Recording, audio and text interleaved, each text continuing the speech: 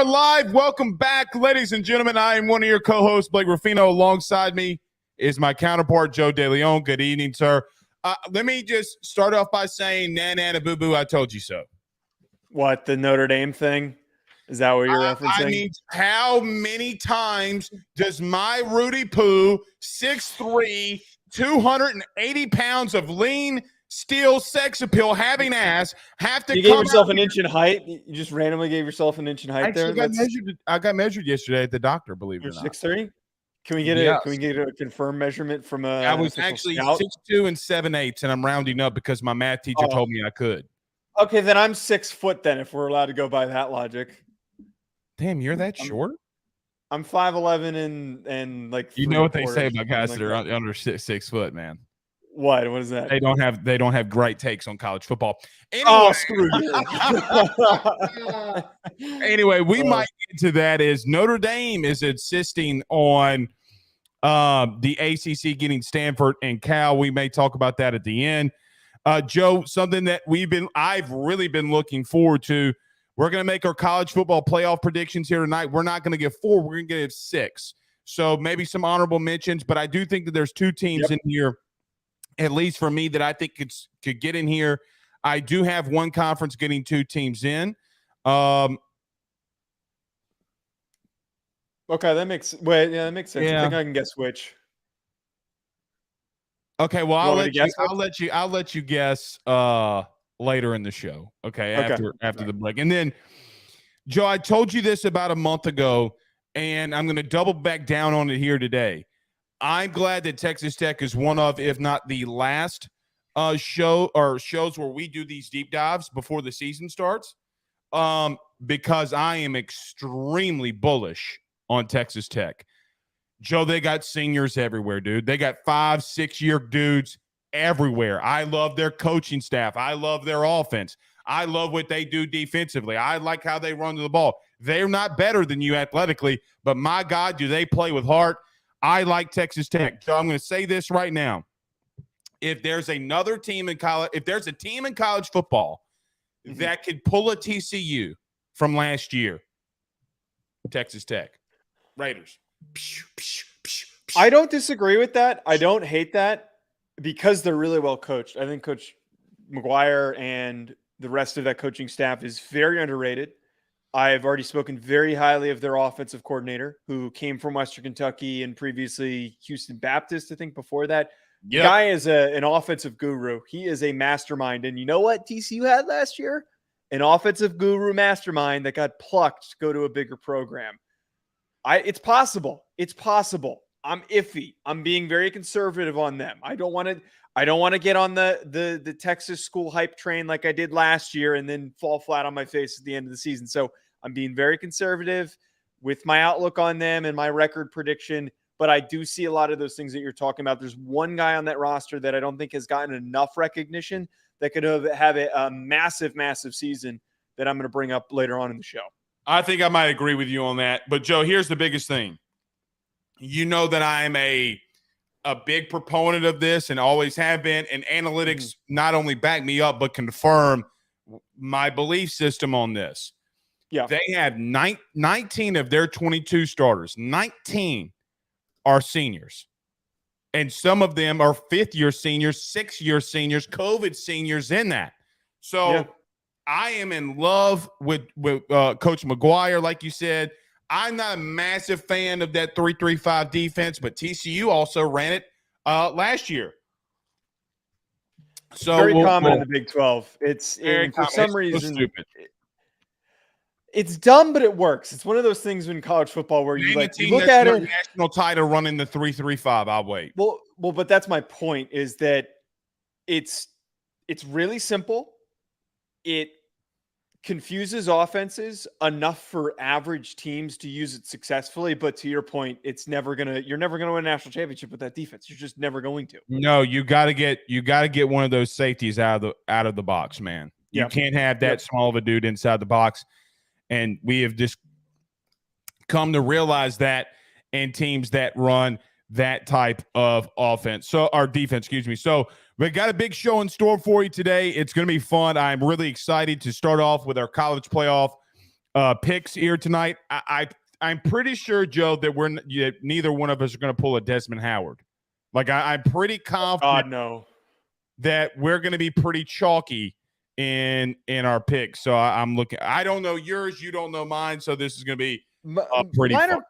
Mine are pretty conservative. I have one that's a little that might upset you, but I agree with that. I don't think either of us are crazy enough to. What is this? The Dan Patrick show? We're getting everybody to throw in their height and weight, baby. Height and weight, baby. It's a good bit. I do like his playoff predictions. He goes Georgia, that team up north. What he means, Michigan. Yes. Ohio State does not say, or Ohio State fans do not say Michigan. They say TTUN. LSU, Bama, Clemson. I think that's somewhat pretty accurate. Colin says LSU, Ohio State, USC, UCF. He's trolling. Wow. Travis says Georgia, Penn State. I like that number two. Ohio State at 3. You hate Ohio State. And he says number 4 will be Florida State. So if you got your predictions on who you think is going to make the playoff, fire them inside the chat, and we'll bring all of those up here tonight. All right, Joe, you ready to get rolling? We got a big show. All right. So talk about our good friends over at betonline.ag. Wherever you want to place your bets, guys, you got Heisman odds, you got national championship winners. You think somebody's going to make the playoff, you can go to betonline.ag. Use your mobile device to sign up today. Use that promo code BELIEVE at checkout. If you're joining us on Facebook, hit that like and share to all those Facebook groups, all those social media pages. If you're listening to us on YouTube, don't forget to hit that subscribe button and notification bell. If you're listening to us wherever you listen to podcasts, rate, review, and subscribe. And if you're watching us on Fubo, welcome aboard with us. Let's talk about our good friends over at BetOnline. Big show in store. Don't go anywhere. We're back next. BetOnline is the fastest and easiest way for you to wager on all of your favorite sports, contests, events with the first-to-market odds and lines. Find reviews for all the news for each league, including Major League Baseball, NFL, NBA, NHL, combat sports, college sports, esports, and even golf. BetOnline continues to be the top online resource for all of your sports information for live in-game betting, props, and futures. Head on over to BetOnline today and use your mobile device to join and make your first sports bet. Use our promo code BELIEVE50, that's BELIEVE50, BLEAV 50, to receive your 50% off welcome bonus on your first deposit. That's betonline.ag, betonline.ag. We're back! And I'm here with Joe. Texas make yours? Did Texas make your? No, they did not.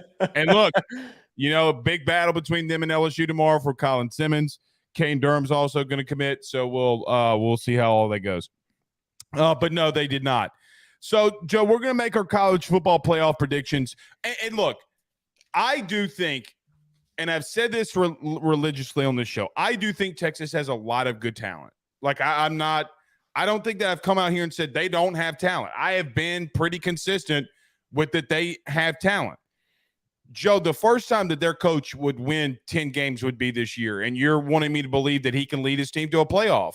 If any other coach in the country would have it, why don't I just say the Washington Huskies are going to make it? Why don't I just say that Oregon State's going to make it? Why don't I say Mike Norvell at Florida State's going to make it? Why do I have to go to Texas? You know what's even more crazier, Joe? Why don't I say Texas A&M? Like, if we're going to – that is pretty crazy. Texas Joe, A&M. on a blue chip ratio, Sure. They are almost identical, and one of those coaches has multiple seasons of 10 wins and has a national title. One's got an easier schedule. One of them's got an easier schedule than the other one. Did you see them debating me today? Did you see these Texas fans? I chimed in too. I was like, what is that? Trying to argue that? What I'm talking about. Joe, they had, I forget, I don't even know how you say Kyle's last name, and he's a really good follow. If you hadn't, just go follow him. He trolls, but he's a good troll. And there was like what SEC fans think that their schedule looks like versus what it actually looks like. And he posts Georgia's. And I'm thinking, yeah, it's relative to Georgia because it's Georgia. But, Joe, like, for example, in a month, they have Missouri, I think Arkansas, Tennessee, and Ole Miss. Texas does not have a month like tougher than that. They don't. You're playing Kansas, Baylor, Wyoming, and like TCU. TCU might be the best of all of them. So shut your pie hole, Irene. Come on. All right. We're not here. Wait, I want to make a quick observation. Okay. I think we need to get you a new sweeper sound when we come out of the break, because I swear once a week we inadvertently just bring up Texas because of that sound. I think we need to get you a new sound. They're the most annoying fan base in the country. No, I know, but it plays, and then one of us makes a comment, and then we start talking about them. We're giving them too much. We give them way too much attention, way more than they deserve. I'm gonna make you one. I'm gonna make you a fun one. All right, you're probably right. All right, I'll kick it over to you. Who are your six, or who are your top four teams? Who are the four teams that get in the playoff, and maybe two that you have in an honorable mention role, and why?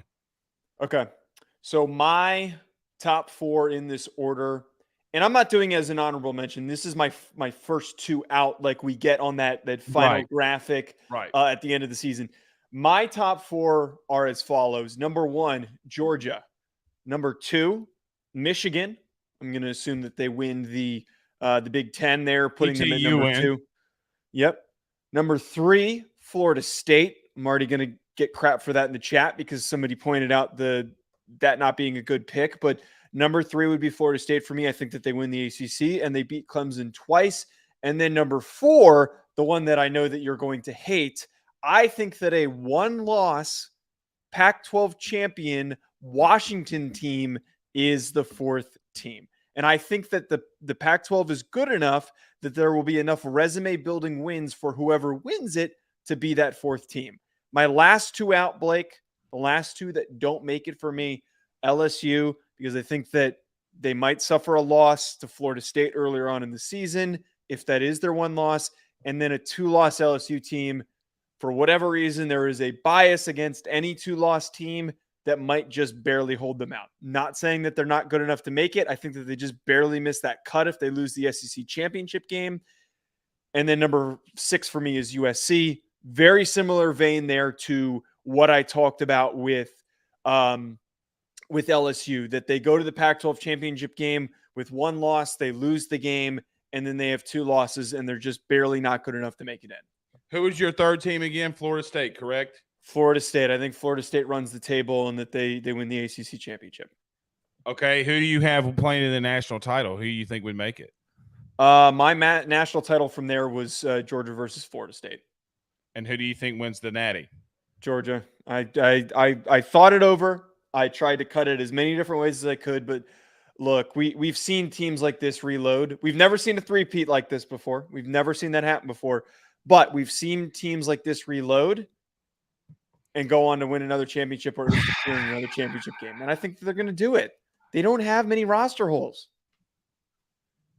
It pains me to say it for how they treated me, those fans, but I mean, they're going to go back. You did go after their quarterback. In fairness, the timing wasn't good. You can't go after their quarterback and think that you're not going to get repercussions. Well, you started it. That has never been recognized, but besides the point, those are my six. How did I start it? I was defending them. They were like, it was so crazy because they were like, this guy Blake is so smart. I'm like, well, because I think you brought up the question. You brought up the question on the show, and then that's where the quote came from. Well, you know what's so crazy is I was on the way to a wedding. I was driving with my wife and my two kids, and my cousin Evan was getting married. I was in the wedding. And I don't look at my phone. I don't look at my phone when I drive, much less I don't like looking at my phone when the kids are in the car. And we pull up in there, and dude, I have like at least 87 text messages. And I thought it was just like guys sending text messages like for the group text in a wedding. I'm like, okay, whatever. Yeah. And it wasn't. It was like you and all of my friends saying, Blake Joe's getting absolutely killed on Twitter. And I'm like, oh my goodness. Like, what's going on here? Not to drag this out before you get to your picks, the funniest thing about all of that is our then social head of social at the time at Believe, Jared had said like, oh, I pulled a clip. I pulled a clip from the show. I thought it's a great clip. Yeah. And I didn't think anything of it. And then I just start like getting notification. Did not end well. But your 6 though, before we go back and forth, or do you want to unload on mine? We can do that after I pick mine. We'll break it in because I don't think we're that far off. My number 1 is Georgia. I think they're the most shoe-in team. I don't think that they win the national title though. I just when you've had over 150 years worth of college football and nobody's done it other than once, it's like winning the Heisman, right? Like nobody's won it twice in back-to-back years more other than one time. But I do think that you're right. I do think that they have reloaded in a way that, Joe, I just don't know who beats them. The only team that I could think that may be able to slow them down to some extent or either keep up with them would be Tennessee, that they play in the regular season. But I do have Georgia in there. Michigan at number 4. So that would be the matchup that they would have. I think Michigan loses, a game. And I do think that they play Ohio State in back-to-back weeks. Because, aren't they – they're done with no, that would be next year. See, I had that same confusion. I think that it's next year. Okay, well, regardless. Unless somebody in the chat can provide us some context. It doesn't matter. It doesn't matter. Like, they're just going to lose a game in there that they're not supposed to. I don't think that they go undefeated again. Okay? But I do think that they're good enough. You've challenged me on this show to finally make a Big Ten pick. And I did go with Michigan because they just returned so much. And I just don't know what Ohio State has at quarterback. But the interesting thing, I'm starting to come around on Ohio State a little bit. Can I tell you why? Really? Yeah, because I saw something that was really interesting. Did you know, even if you go back to the days of Ryan Day all the way back at Boston College, majority of the time he only has 1-year quarterbacks, and historically every year that he's had a new quarterback, they have just gone nuts. Joe, do you know that the average quarterback passing yards, touchdowns, and interception, this is just a ratio on comparison that Ryan Day has had in his career: 3,500 yards, 40 touchdowns, and 5 interceptions on quarterbacks that have played in college football under Ryan Day. So he has a track record of really producing quarterbacks at a high level, and I think it helps him taking that step back of play calling where, hey, man, I can now really be with the quarterbacks. I am starting to come around on Ohio State a little bit. I'm going to be labeled a homer, and this is 5, but I have LSU. I do think that either obviously LSU or Georgia is going to lose that national or that SEC championship game. But I do think it doesn't matter. I think it's the Alabama thing of old when in 2021, I think both of those teams do get in. I think that we have a rematch on our hands, though. I do think that people keep telling me I'm so nuts on putting Florida State in there, but I have 2 and 3 being LSU and Florida State, and that we have a rematch. I'm with you. One of my next teams on the outside is USC. That's 5 for you? Yeah, that's number 5. USC is a team, Joe, I know what they're going to do offensively, right? Like, I know what they're going to be offensively. I don't have to guess. Like, what do you want me to break down on them offensively, Joe? What is something so profound that anybody in college football is going to say about a Lincoln Riley-led offense that's so profound that we don't know about, okay? Joe, I don't think that they have enough defensively. I do. I've told you this. I think the Pac-12 has the best quarterback play in college football.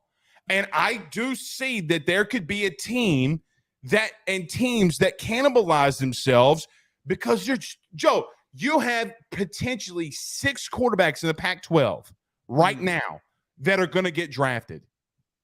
Think about that. Yeah. There could be a 7th or 8th with DJ Uiagalelei and Ward at Washington State.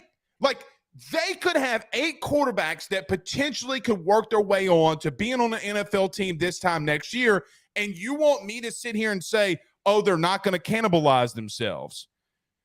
That is something that I don't think USC has enough yet. I think that they got to get better defensively and fire Alex Grinch. I'm going to continue to mention this team, Penn State. Number 6.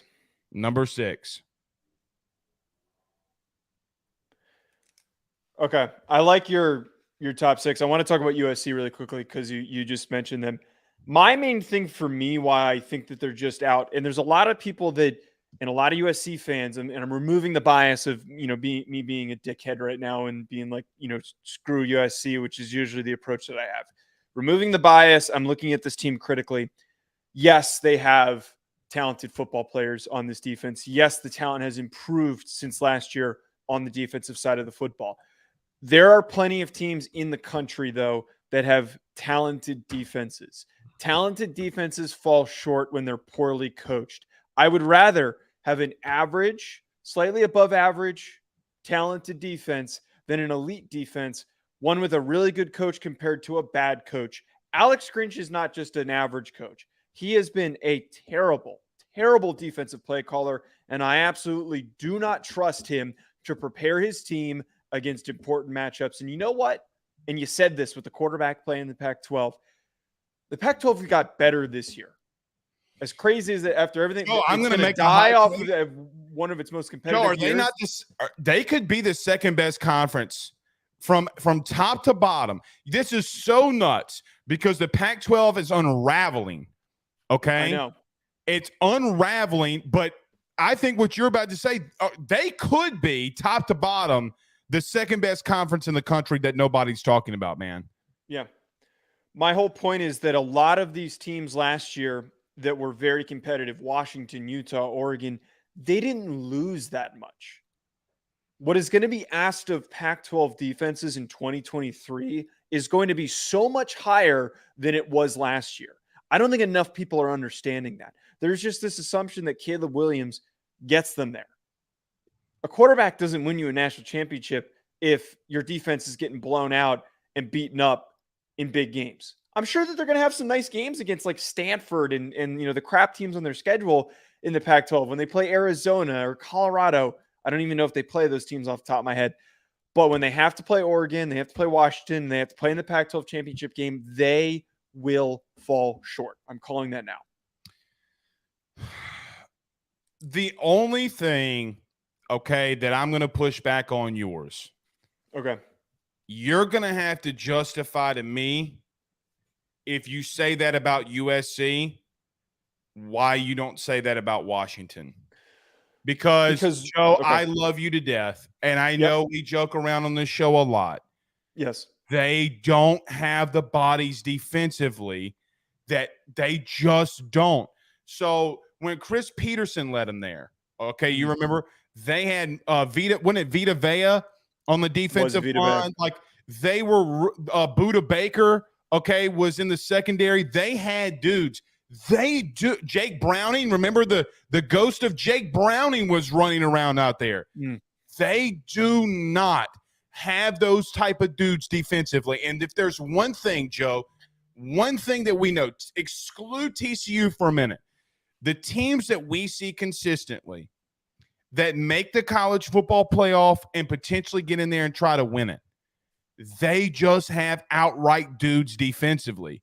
And do they have some defensive talent at Washington? I can't ignore that, but they don't have a Buda Baker. They don't have a Vita Vea.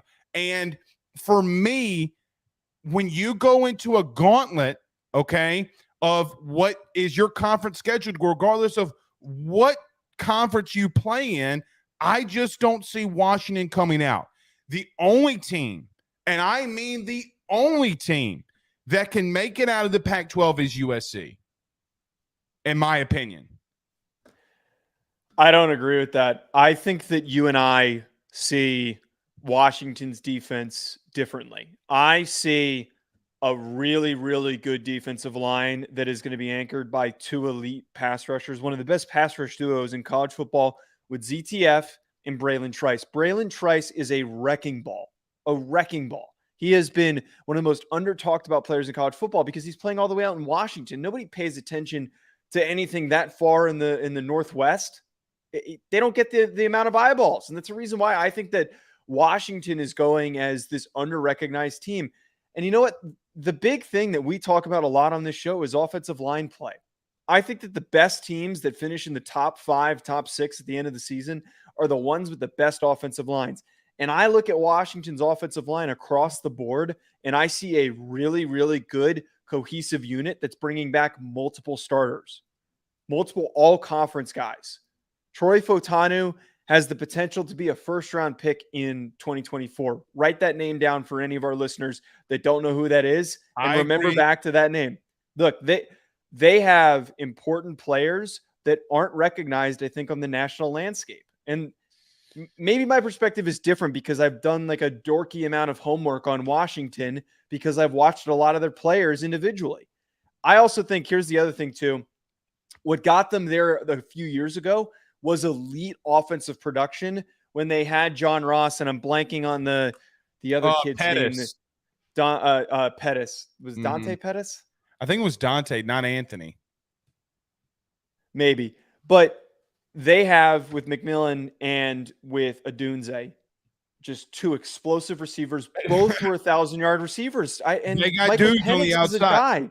Yeah. So I can't deny what they have on the outside. I can't deny that. Like I've told you when we did our deep dive on Washington, there's nothing I can come out here and tell you that's offensively that I'm going to disagree. I told you that religiously. It's Joe, when God willing, Caleb Williams gets rolling, okay, and they have to play them, I'm just going to let you know they don't have people on the outside defensively that's going to slow them down. And by the way, here's another thing that people are not keeping their eyes on from a USC perspective. Joe, they got 2 transfer guards that are NFL dudes.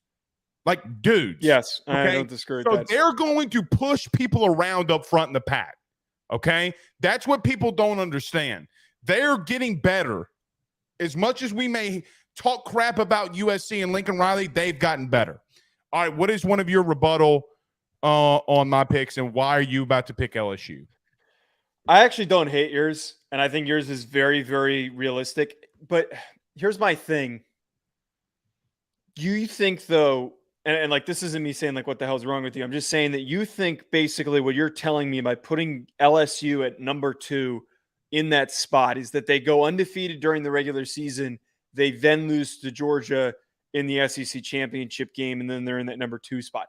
I think if they make it, it would be at number 4. I think that I don't disagree with putting them in, and I toyed with the idea of it. It won't be at 4 because they won't let LSU and Georgia rematch. We've had multiple times of teams. Okay, well, number 3 then.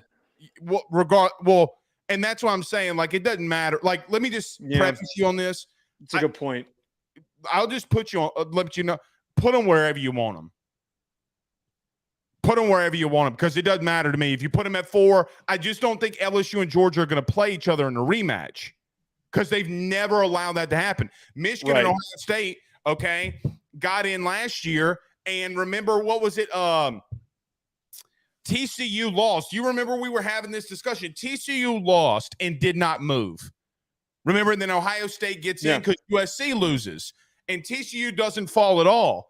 Joe, they're going to do what they want up top. That's why I don't care about the top 4. But continue on the LSU thing. Yeah, I again was very much toying with the possibility that they make mine, and I was actually going to put them in that 4 spot. And I just thought about the politics of all this, that I'm not totally there to put the stock into LSU to go undefeated in the regular season. I don't know if they can get over the top just yet in Brian Kelly's second season to win the SEC championship game. I think if they're going to make it, they got to win that SEC championship game because, look, as much as you hate it when I say this, Brian Kelly slips up every season in one spot. He's just not a guy that goes undefeated when he's got difficult schedules. He's gone undefeated before, I know, at Notre Dame, but the years that he's had difficult schedules, he has slipped up on either a really unexpected game or a really important game, and that has held them from getting to where they can get to getting over the top with their best teams. I need to see him do it, have a full season where there are no hiccups. Because last year, even though last year was amazing, it was a miraculous season. But the Texas A&M game is exactly what I'm used to with Brian Kelly. And that's why I'm worried that something like that might happen that's going to mar their resume. And then the committee is going to be like, yeah, they have a great resume, but they lost to so-and-so, and I can't put them in there. That's my only thing. Joe, I'm just going to tell you something that you're not going to want to hear, okay? But I'm out there every day. Okay. Well, I'm out there every day. You better be ready for number 5. I mean, for number 5 offensively for LSU. Jaden is lighting their asses up. I will concede with you on one thing and take my bias out. If LSU does not succeed, it's going to be because of what they have in the back end defensively. Okay. They're not good enough there. And I will concede right now, being out there every day. Look, and I told you, Joe, what did we talk about after SEC Media Days? I said, Joe, they probably go 10-2 at maybe 11-1. I mean, and I can see that. I don't hate that, to be real with you. Mm-hmm. Do I think that Jane Daniels is about to do something that people aren't prepared for after seeing him for 5 straight days? Yes. Joe, like, he's lighting their asses up. And you know what's interesting? Maybe that second in the hot, like, for example, Joe, he went 97%, okay, the other day in 7-on-7. 97%. All right, good. He's not running. He gets into team drills. He goes 80% with 3 touchdowns. He's not running yet. And by the way, it has nothing to do with him even running. Joe, the offensive line is dominating 5 stars across the board. So I look at Brian Kelly and say to myself, okay, so he brought the Notre Dame type of offensive line to LSU. Mm-hmm. You're not going to like me saying this, okay? Where they have to get better defensively in the secondary, which has been a staple for LSU, they are not. They are not, or he has not had the weapons at Notre Dame that he has at LSU right now. I promise you. Yeah, I'm not gonna argue that. He's never had 5-star receivers front to back. And Joe, he's got 6 of them. So again, I'm not to make this an LSU show. Yeah. Well, I mean, we just spoke 9 minutes on Washington, but I'm just letting you know. Okay, we don't have to make no. I was just leading into I wanted to I just wanted to put a point out there, and again, not to like us to spend 20 minutes on this because this might take us down a rabbit hole, was what I was trying to say. Is that my concerns aren't, it's kind of like with USC, like we're talking about, my concerns aren't on the offensive side of the football. I have high expectations for Jane Daniels. I think Jane Daniels can do some really great, fantastic things in 2023. I think he can do some great stuff. We just get a comment from Elks, but we'll get to that in a second. But you just mentioned it, is that on the back end, in their secondary is where the concerns are. They need to go undefeated to get into the playoff for me in the regular season, because I don't believe that they beat Georgia in the SEC championship game. And a 2-loss team in the history of the committee has been unjustifiably, unfairly kept out. That's why I put them where they are. Not that I don't think that they're good enough, but because I think that they finished with 2 losses on the entire season after losing the SEC championship game, and they're kept out from some stupid politics. Elks 70 sends a $5 super chat. Thank you, Elks. It's our first one, by the way. Thank you, Elks. Yeah, this is our first ever super chat. How about that? You turned them puppies on, man. We got monetized. How about that? Yeah. UGA, the Ohio State University, Michigan, Penn State, Georgia undefeated, all 3 Big Ten teams with 1 loss. All other conferences have 2 losses, including SEC runner-up. This would be crazy. Here's my thing with this. First off, there's never been like that. That's not happening. Okay. And then he says, okay, well, here's my real one. He says, my real one's Georgia, Ohio State, Florida State, and Michigan. That one's more realistic. The first one, it's more realistic. It's actually, like we said this a while ago, there's a world where that happens, where if all those teams finish with 1 loss because of the structuring of those divisions, you could somehow find a way to make that happen is if there is a collapse in the other conferences. But I think his other one's a little bit more realistic. The Ohio State aspect of this, by the way, I want to talk about that because I didn't even have them in my top 6. Well, to rudely interrupt you, and God bless it, we're running. Hopefully we can get to Texas Tech, but if we got to stay on this, we'll just push back Texas Tech because we got two more weeks. But here's the thing for me, okay? Here's the thing for me. Let me tell you what happened to me today when I was doing pre-show prep. I got nervous as shit. You know why? Because I didn't put Alabama or Clemson in that sumbitch. I didn't have Ohio State in that sumbitch. And I got to tell you, it did not I was like, okay, so I'm going to be wrong here where?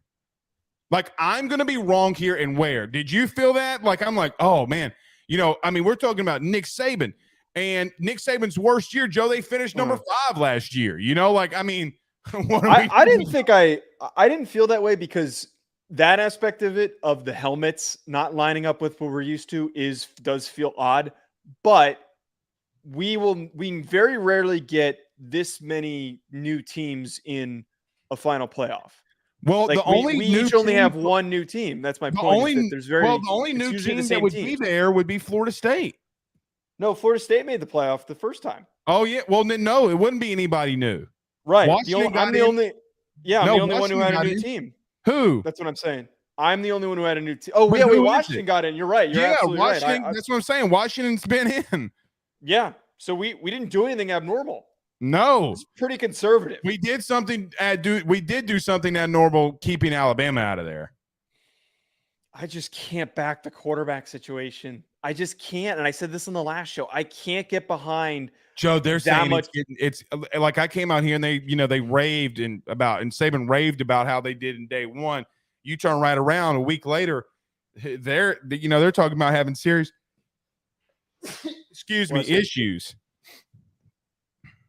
So I don't disagree. I don't think Pooh Bear's wrong in the comments. He says no Bama or Clemson 2 years in a row. And you know what, man? I'm going to tell you, as crazy as this is going to sound, if you put a gun to my head and said, Blake, pick which one of those two teams that you think is going to go in there, it's not Bama, it's Clemson. Yeah. I only think Clemson doesn't make mine, and they're like, I would put them at like 7 or 8. Florida State. Well, yeah, I think that they lose to Florida State both times. I don't think they beat them. I think this is why I had Florida State at 4. Are you ready? Or 3 or 4. And why I think they get there. They're not beating Clemson twice. They ain't beating Clemson twice. It ain't happening. Joe, you know the likelihood of you beating a good team twice? It's my biggest cliche that I say on this show. I know. Biggest cliche. I think if Florida State gets in, and the reason I put them in now, I'd have to have them beating either LSU or Clemson at least. If I think that they're going to lose to Clemson, I would have to have them to beat LSU. But I was with you on one thing, is that the reason I think that they could is because we literally just saw it happen with Utah versus USC. Right? Like we've seen it happen more than we have in years past, I should say. So, look, man, this is tough. But Joe, I do think if there's a team that could get in there, it's Clemson too. Garrett Riley's a great offensive coordinator, man. Like they're going to be really, and defensively they weren't bad. But what we typically knock a lot of teams for not being deserved to be in that, the top 7 conversation, whatever it is, a lot of times it's a lack of weapons on the outside. And they don't have any weapons. They don't. They got a hell of a running back. And they've got Clemson? They got a really exciting young quarterback. I'm going to push back on that. Because they have 3 guys that were rated, coming out of recruiting in the top 100. Yeah, but it's more of an issue of lack of development. Well, and is 1 year of Garrett Riley fix that lack of development? That's a massive if. Quentin Johnson was already a nationally recognized Joe, he didn't catch for the other 3,000 yards that they threw. I mean, he didn't. True. So, That's true. Joe, you came on this show when the Saints... They don't have that same level of speed, though. They had a lot of shifty, fast receivers that worked well within this offense. It's like, I don't know if I have those types of guys on this Clemson team. That's why I'm not high on that. I like Clemson. I don't like them to make the playoff. Elks brings up a good point. Riley's not even the wide receivers coach. Is it still not the same guy? He's not the wide receivers coach, and I scheming him open. But he's correct. He's gonna scheme him open, and he did a masterful job. I said this a lot last year. Garrett Riley did a masterful job of getting guys open. He did do a pretty damn good job. So, look, I'm just gonna be. I don't know. I really just like Clemson. If there's going to be another team, we got a little time. I kind of want to stay on this topic, Joe, since we have this audience in here. You want to stay on this or and punt? Yeah, for Texas Tech. All right, let's do Texas Tech on next week. Are we sure about that? I mean, or the other thing is, do we need more than 10 minutes to talk about Texas Tech? I think I need more than 10 minutes. That's the problem I have. You know what I'm saying? Like, don't you? You know what? You know what? Let's do it now and put them in. Because I said earlier, how about this? We can do it maybe just in an abbreviated way. Okay? Okay. So we were just talking about TCU, right? I said, and to start the show, that I think if there's one team that could beat TCU, you know what, Joe? I'm going to use this from a Texas Tech perspective to talk about like outright dark horses that no one's talking about that can make the college football playoff. How about that? All right. They have 19. Texas Tech has 19 of 22 seniors as their starters. 19. Joe, do you know what happens when you start doing things like that and having that many seniors on your team? You start getting to double-digit wins. You start getting to double-digit wins in the Power 5 when you have that many seniors. I think that they're really good offensively. I think that they're going to get so much better in the running game. Valdez is back. Brooks is back.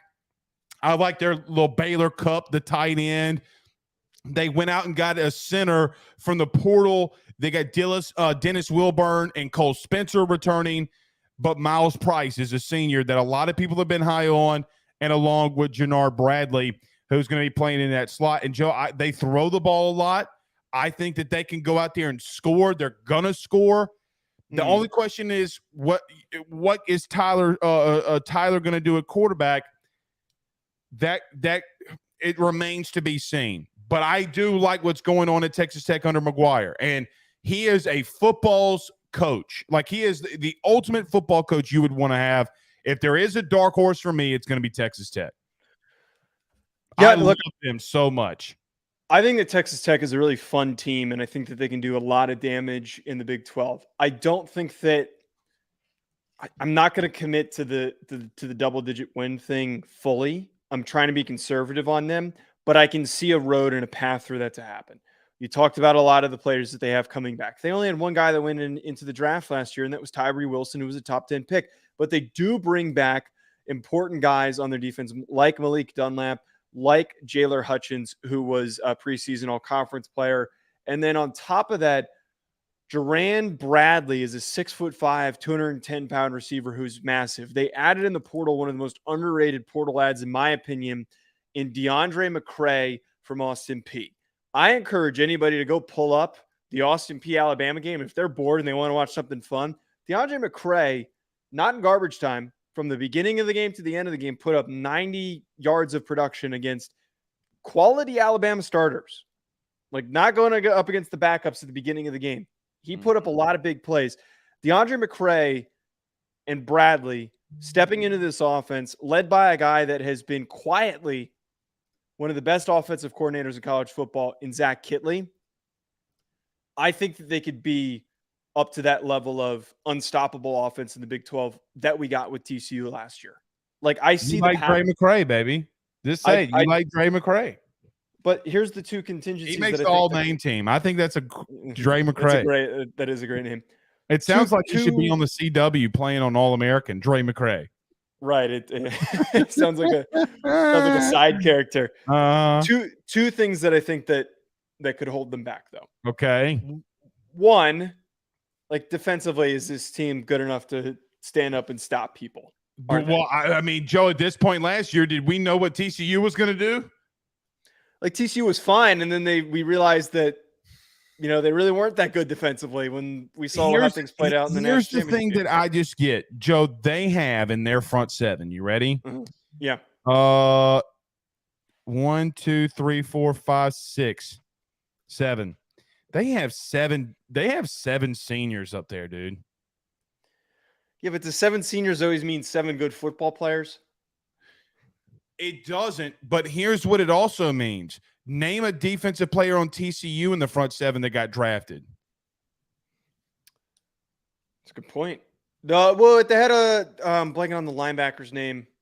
That's my point. Lineman. It doesn't matter that you blank. You would blank on him because you do draft coverage. But if you didn't, if you could not do that, okay, then what are we doing here?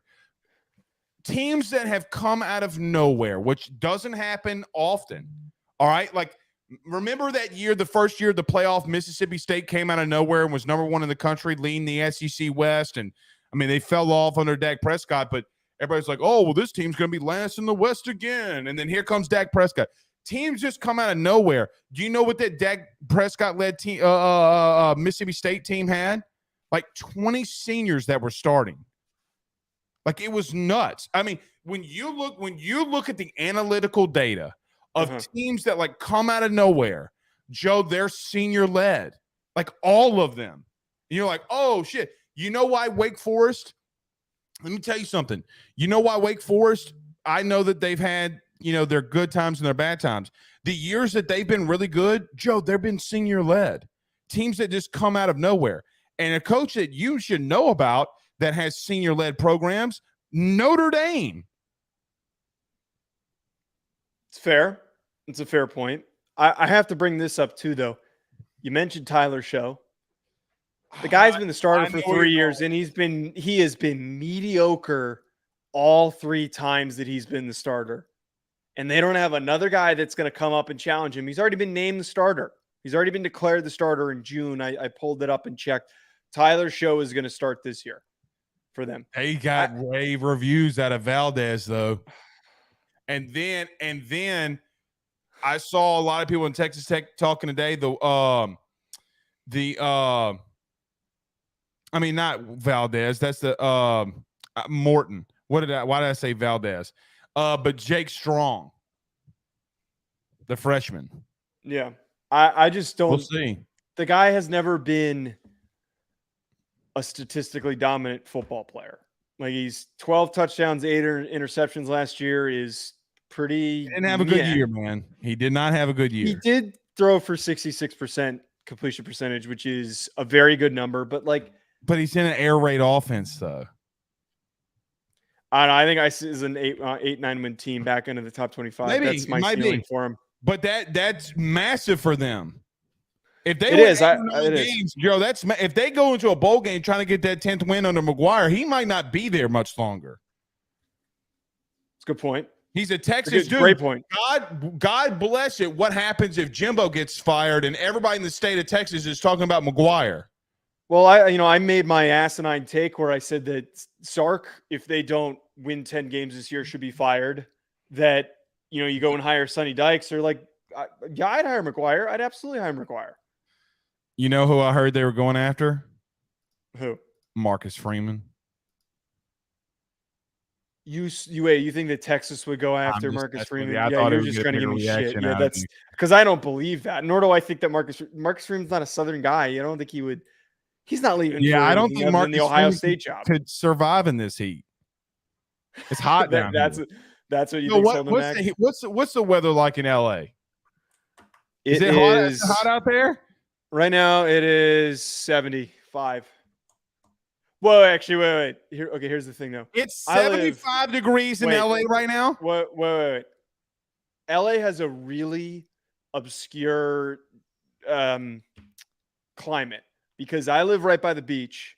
So it's cooler over here. It doesn't get higher than 75, 78, and it sticks around like 60 during the even in the winter.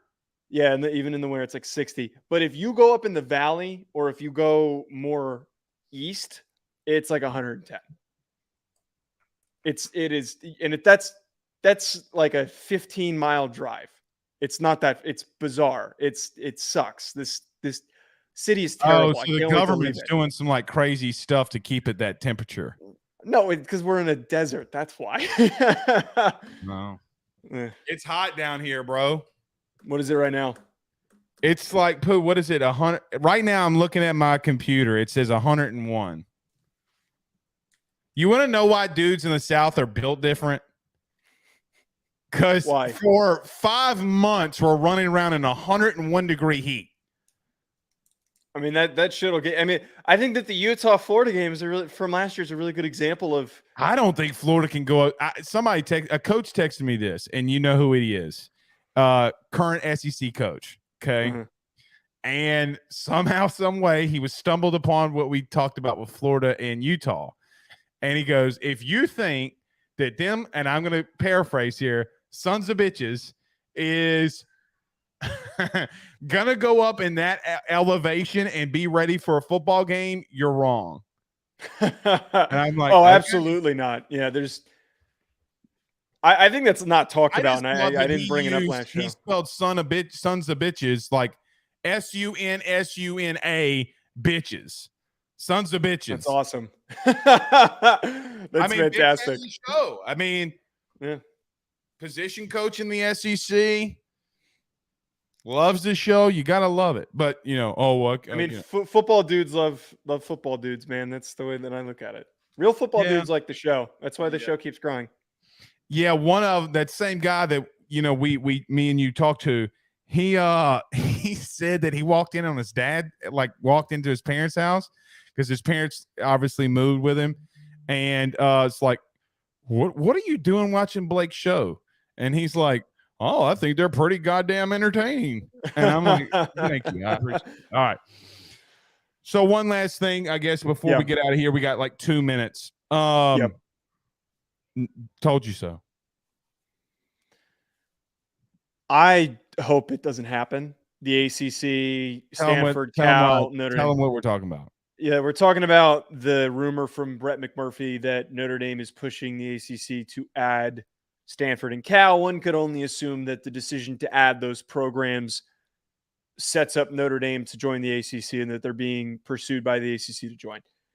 I really hope it doesn't happen, and it's not for the sake that I don't want Notre Dame to join the ACC. Let's remove that for the fact. But for them to join because of 2 Northern California teams is stupid. And then to force, and we screamed about it on the last show, to force a whole Eastern Coast Conference, that it is the most Eastern Coast Conference in all of college football. There are not really any Midwest teams at all in that conference. To make that level of travel to happen in every single sport and football is so unbelievably stupid. It works for Notre Dame fine. They play USC, they play Stanford. They travel to the West Coast often because there is a national footprint and a West Coast footprint for Notre Dame. Not in other sports. And it makes sense for football. It makes sense for them to do that. But to do this joining the ACC is dumb. It's incredibly dumb. It's not incredibly dumb for Notre Dame to do that. And they can make their own deal, Joe. Join the conference. We'll give you $10 million a year. If you're just hear me out. But they won't even give Florida State extra money. Why would we expect them? Hear me out, because every time I say this Rudy Poo shit and you think, oh, Mr. Blake, while you're rubbing your stupid little nipples, Pauls, you're like, oh, it's my God, it's not going to happen to my Notre Dame team. And I say, Joe, it's going to happen. Today, one of the biggest journalists in football history came out breaking. Notre Dame wants the ACC to do this. And I come on here and say, told you so, you son of a bitch. I don't want it to happen. It doesn't matter. I don't want it to happen. I don't want this to happen. You're way too entertained by yourself. I don't want this to happen. Hey. For multiple reasons. Hey, don't say that to me. It sucks. It's going to happen. It's the worst part about realignment, if this is the final result, that Notre Dame joins a conference with Stanford and Cal and Florida State out the door. They don't care about Stanford and Cal, but when Notre Dame tells them to go and do it, they just want Notre Dame, dog. What that do is you, the only what that, does that the is the Ivy League of Catholicism not get about that? That's the one thing that I will. Dang hard-headed. Oh, I absolutely am. But like, that's the one thing that I will concede and agree with you on, is that they do have the ACC operating at their bidding. The ACC will do whatever they tell them to do. And it's going to continue to happen, Joe. Yeah. It's going to continue to happen. If Notre Dame told the SEC to get on their hands and knees and to suck their toes, they're going to do it. You mean ACC, right? It sounded like you said SEC. The ACC was told by Notre Dame to get on their hands and knees and suck their toes, like their name was who was the girl messing with Zion? I don't know. I'm not going to remember that. Okay. But I know what you're talking about. I know, Pooh. Pooh, help me out here. Who was it? Mariah Mills. The ACC is Mariah Mills. That was so quick. Notre Dame is Zion. I have a better example. I think that Notre Dame is the really pretty girl of the friend group, and the ACC is the desperate friend that will do anything to get a shot at Notre Dame. And Notre Dame's just going to keep telling them, do this, do that. Maybe I'll give you a shot. And they're still not going to give them a chance. They're just not going to. The ACC has been friend zoned by Notre Dame. Okay, whatever. We'll see y'all. Oh, we won't be here Saturday. Monday. We'll be back Monday. It's going to be a fun weekend. Oh, yeah. See y'all Monday, guys. Peace.